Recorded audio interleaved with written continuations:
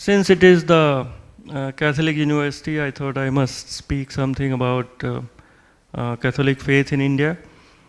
As per our statistics, we have 17.3 million Catholics in India, about 2.5% of the population, 157 ecclesiastical units, 29 archdioceses, and one of the very important historical fact, I don't know whether you are aware of, is that Thomas the Apostle, one of the original 12 apostles of Lord Jesus Christ, had come to India when they were being leaving Palestine because of different reasons. He came to India. He first came to North Africa, and by sea route he came to Kerala in year 52 of the current era. And he established the first churches in India, first century of the current era, and passed away in South India. This place is known where he passed away. There was some grave in 72 AD. And after that, over time, Christian churches were there, but not in very large numbers. And then the next wave of Christianity came to India with the discovery of the sea route by Vasco da Gama in 1498.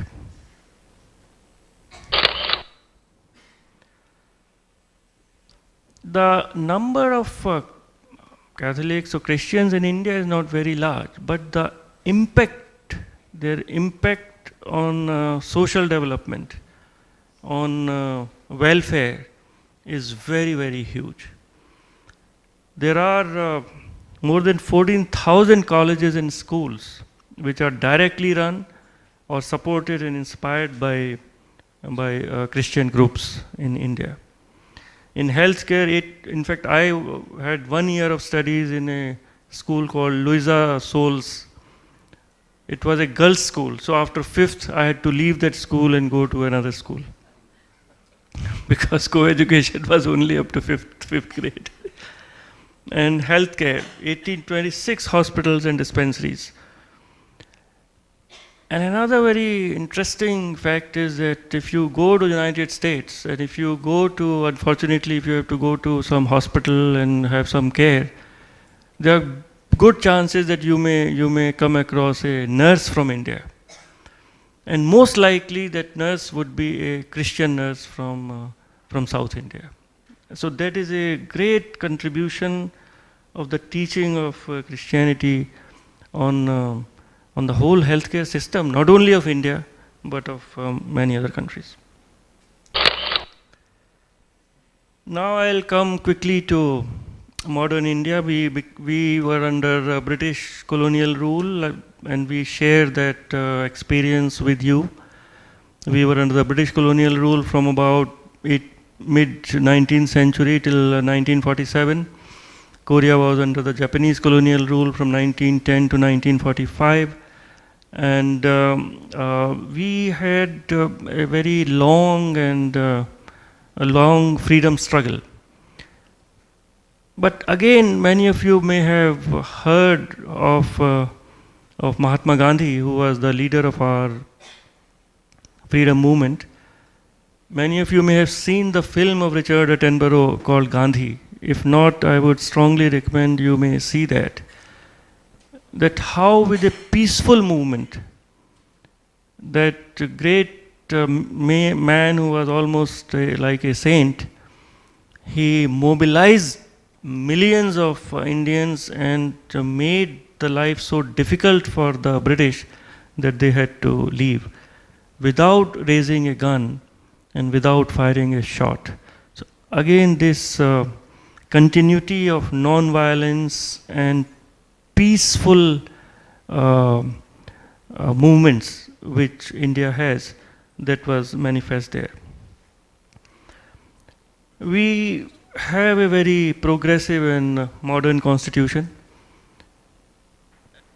Again, when we became independent, India of course was very poor, only about 30% literacy, and there was a feeling that the right to vote should not be given to everybody, because people are not equipped to judge what is good or what is not good for them.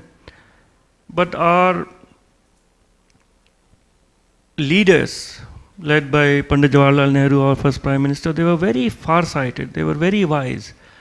And our constitution is one of the most modern, most progressive and most forward-looking constitutions of the world. From day one, there was full voting rights to everybody, total gender equality, secular constitution, full freedom of to practice your religion, and total equality of opportunity.